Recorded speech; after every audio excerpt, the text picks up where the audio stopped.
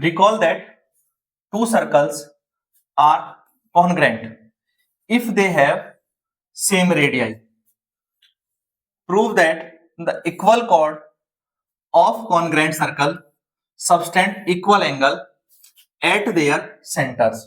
क्या मतलब है कि दो कैसे सर्कल है, कॉन्ग्रेंट सर्कल है, तो एक दो कॉन्ग्रेंट सर्कल है जिनका सेंटर क्या है, सेम है।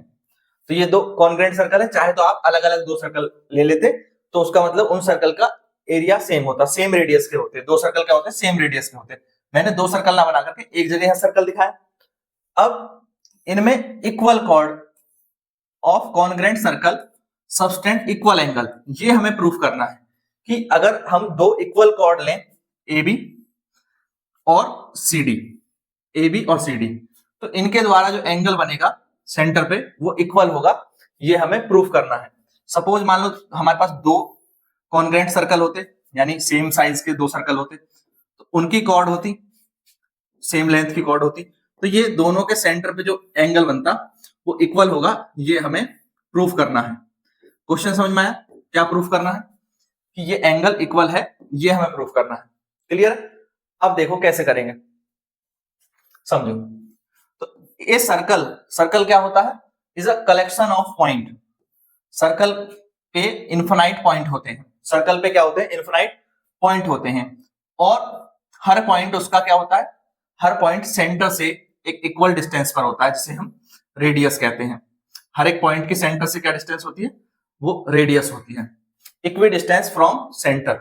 तो two circle can only be congruent if they the distance of every point of the both circle is equal to from the centre. यानी दो सर्कल कभी कब कॉन्ग्रेंट होंगे, जब उनकी रेडियस इक्वल हो।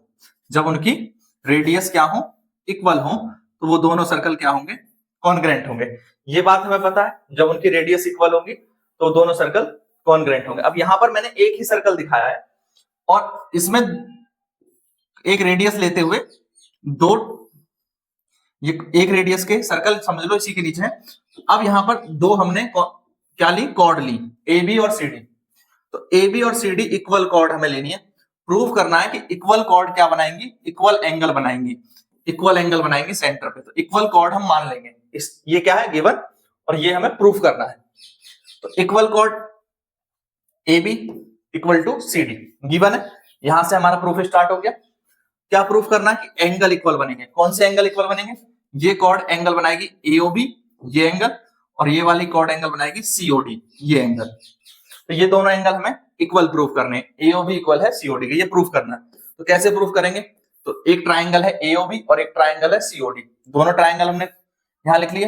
अब इन ट्राइंगल में हम देखें तो ये साइड एओ किसके इक्वल हो जाएगी, ओसी के इक्वल हो जाएगी, क्योंकि दोनों क्या है, रेडियस है। इसी तरह से ये साइड बीओ डीओ के इक्वल हो जाएगी, क्योंकि दोनों क्या है, रेडियस है। और A B equal to C D यहां गिवन है।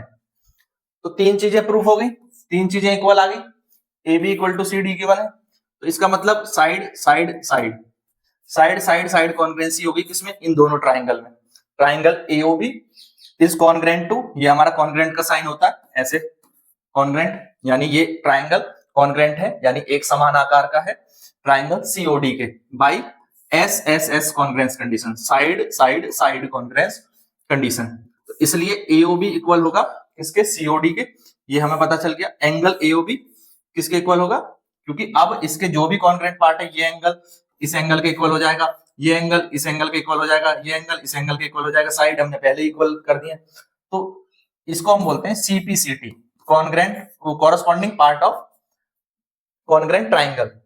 तो कॉन्ग्रेंट ट्राइंगल के कॉरेस्पॉन्डिंग पार्ट एओबी और सीओडी, ये दोनों एंगल क्या है, इक्वल है बाई सीपीसीटी। तो यानी दो इक्वल कॉर्ड हमने लिए थे, equal cord of congruent circle subtend equal angle eight there centre, ये प्रूफ हो गया।